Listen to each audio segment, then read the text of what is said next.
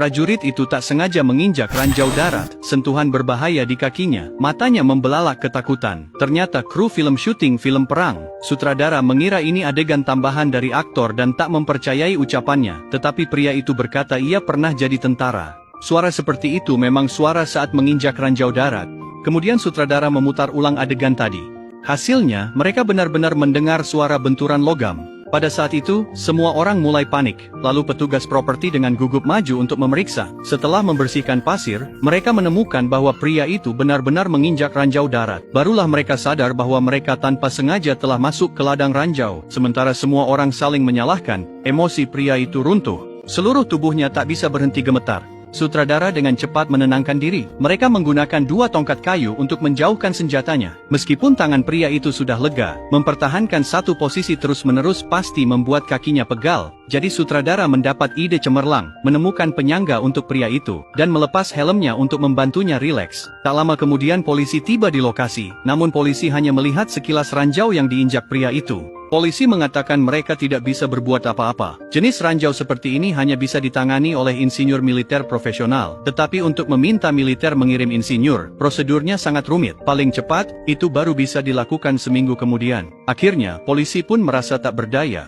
Mereka tidak ingin ikut campur dalam urusan orang lain. Setelah mengatakan beberapa kata seadanya, mereka pun pergi. Mereka di desa terdekat menemukan veteran pensiunan.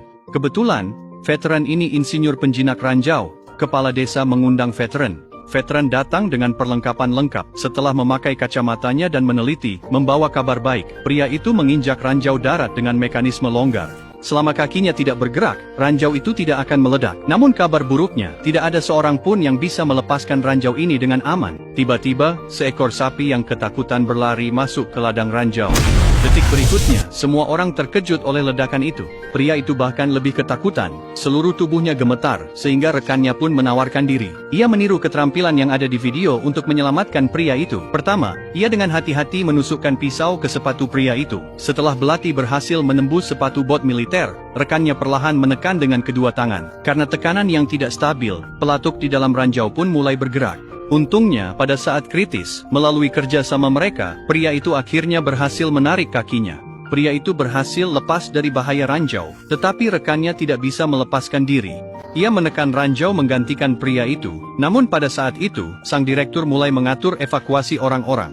Direktur berbohong bahwa ia telah mengundang ahli penjinak bom paling profesional. Terlalu berbahaya bagi orang lain untuk tetap tinggal, jadi ia meminta semua orang mundur ke area yang aman. Akhirnya, direktur itu mengatakan yang sebenarnya. Ternyata, dia sama sekali tidak mengundang ahli penjinak bom. Ini adalah konspirasi antara direktur dan pria itu. Agar masa depan mereka tidak terpengaruh, mereka memilih untuk menyembunyikan kebenaran dan meninggalkannya. Dengan itu, sang direktur pergi dengan kejam, meninggalkan pria yang putus asa sendirian di pantai.